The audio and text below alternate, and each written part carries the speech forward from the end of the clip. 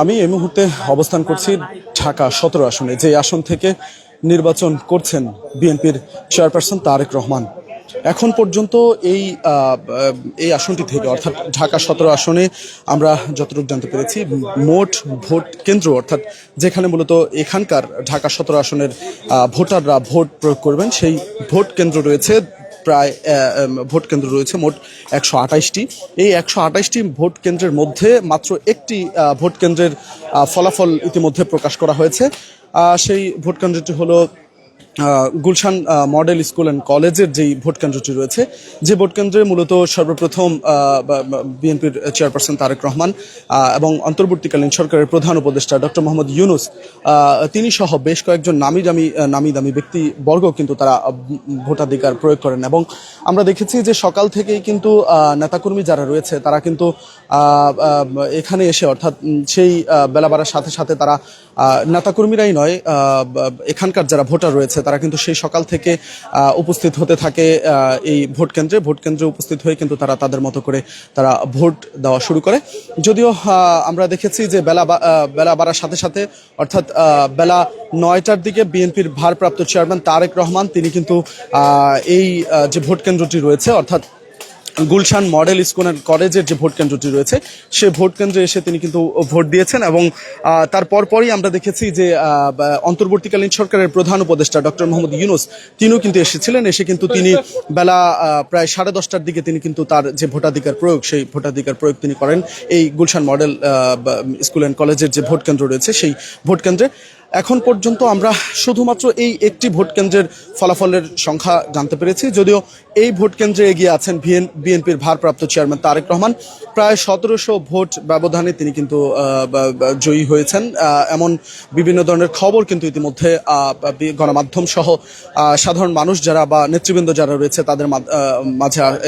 এসেছে। আমরা একটু আগেও আবারও সরাসরি যুক্ত হয়ে আপনাদেরকে দেখানোর চেষ্টা করছিলাম যে নেতাকর্মীদের যেই বাঁধ ভাঙা উল্লাস, সেই বাঁধ ভাঙা উল্লাস কিন্তু বলে দেয় যে নেতাকর্মীরা অধীর আগ্রহে তারা বসে আছে যে কখন তাদের যে নির্বাচনী ফলাফল সেই নির্বাচনী ফলাফল ঘোষণা করা হবে এবং বাংলাদেশের নতুন একজন নেতৃত্ব তারা দেখতে পারবেন, এমন বিভিন্ন আশা নিয়ে কিন্তু নেতাকর্মীরা দীর্ঘদিন যাবৎ অপেক্ষা করছেন। সেই অপেক্ষার অবসান হয়তোবা আর কিছুক্ষণের মধ্যেই ঘটতে যাবে। যদিও নির্বাচন কমিশন থেকে বলা হচ্ছে যে আনুষ্ঠানিকভাবে আগামীকাল বিকেলের মধ্যে নির্বাচনের যে ফলাফল সে ফলাফল ঘোষণা করা হবে। এখন পর্যন্ত এই একটি আসনের ফলাফল জানানো হয়েছে, অর্থাৎ ঢাকা ১৭ আসনের যেই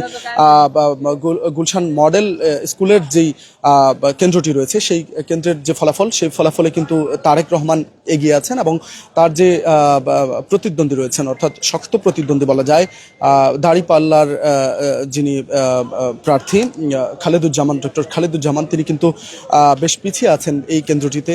এবং কি আমরা তার যে সমর্থক যারা রয়েছেন অর্থাৎ জামাতের যে সমর্থক বা জামাতের যেই ক্যাম্প করা হয়েছিল ভোটের ক্যাম্প, সে ক্যাম্প থেকে কিন্তু আমরা অনেককেই এখানে যে ফলাফল ঘোষণা করা হয়েছে ফলাফল ঘোষণার পর জামাতের যে সকল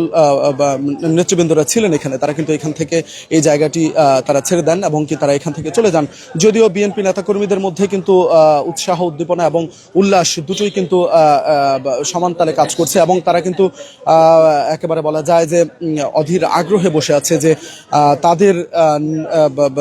যিনি নেতা অর্থাৎ বিএনপির ভারপ্রাপ্ত চেয়ারম্যান তারেক রহমান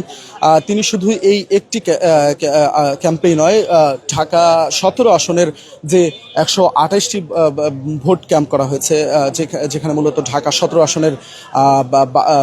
ভোটার যারা রয়েছে তারা ভোট দিবেন, প্রতিটি ভোট ক্যাম্পেই জয়ী হবেন তারেক রহমান। এবং তারেক রহমানের পাশাপাশি সারা দেশের মধ্যে বিএনপির যে সকল প্রার্থীরা রয়েছেন তারা সকলেই জয়ী হবেন এবং আগামীতে বিএনপি ক্ষমতা নেবেন এমন বিভিন্ন ধরনের কথাবার্তা কিন্তু আমরা নেতাকর্মীদের মুখ থেকে শুনতে পেরেছি। যদিও আমি এখন অবস্থান করছি বিএনপির যে গুলশান কার্যালয় রয়েছে, যেখানে হয়তো আর কিছুক্ষণের মধ্যেই দলটির পক্ষ থেকে আনুষ্ঠানিকভাবে ব্রিফিং করা হবে এবং কি সংবাদ সম্মেলনের মধ্য দিয়ে আজকে সারাদিন কি হলো, কোথায় কোনো ধরনের ভোট কারচুপি বা কোথাও কোনো ধরনের সমস্যা কি ধরা পড়েছে কিনা বা এই নির্বাচন সুষ্ঠু হয়েছে কিনা সেই বিষয়ে আনুষ্ঠানিকভাবে হয়তো বা বিএনপির পক্ষ থেকে আর কিছুক্ষণের মধ্যে আনুষ্ঠানিক একটি ব্রিফিং করা হবে। এতক্ষণ আপনাদেরকে ঢাকা 17 আসন অর্থাৎ যে আসন থেকে তারেক রহমান নির্বাচনী লড়াই লড়ছেন সেই আসন থেকে সরাসরি যুক্ত হয়েছিলাম। আমি জানানোর চেষ্টা করছিলাম এই আসনটিতে আসলে বর্তমানের যে পরিস্থিতি অর্থাৎ কে এগিয়ে আছে কে পিছিয়ে আছে তারই খবর সর্বশেষ। আবারও যুক্ত হব নতুন কোনো আপডেট নিয়ে, ততক্ষণ পর্যন্ত আমাদের সাথেই থাকুন।